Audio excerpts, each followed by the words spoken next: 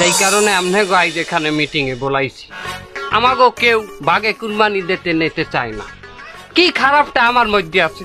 আমি অফিস দিয়ে কি করি, একটা ফাইল সই করাইলে আমাকে কিছু দেয়, হাত দিয়া দেয় ঘুষ। এবার ঘুষ না, ওটা হাত দিয়া, কেউ রাইটারে না না দিয়া। তোমার ইনকাম আর আমার ইনকামের মধ্যে বহুত বেশ কম আছে। হ্যাঁ এটা আমিও জানি। তোমার না সুদ করে আমি না, ওটা খারাপ নাই, মুনাফা খাও আর নীলু ফাঁকাও আর সুদ তো সুদ আর পাপ হেমালা পাপ।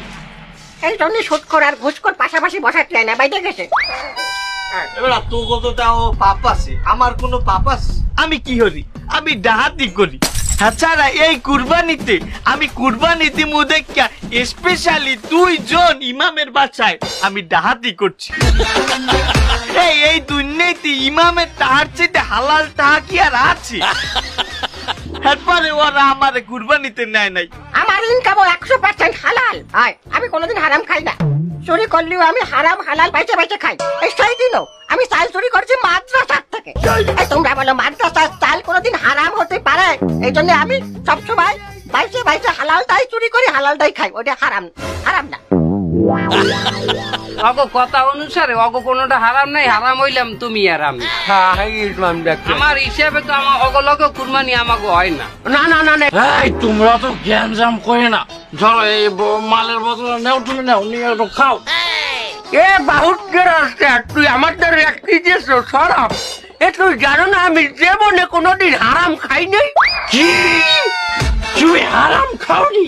তুমি যে সুদ খাও ওইটা কি হালাল? হালাল?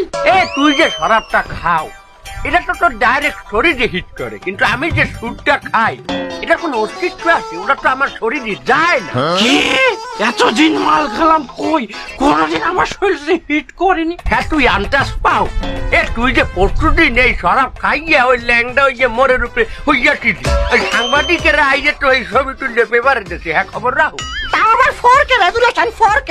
ওই যে পাশার খুঁড়ার দাগও দেখা গেছে। হ্যাঁ ক্লিয়ার। কোনো হানে একটু বেলারও হরে নাই, একটু গোলাও হরে নাই, সব দেখা গেছে।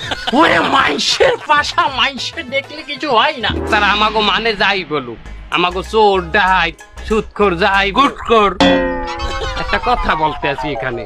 হ্যাঁ স্যার, আমাকে মানে যাই বলুক, আমাকে চোর ডাহাই ঘুষখোর সুদকর। হ্যাঁ আবারও না, আমরা চোর ডাহাই সুদখোর, ঠিক আছে।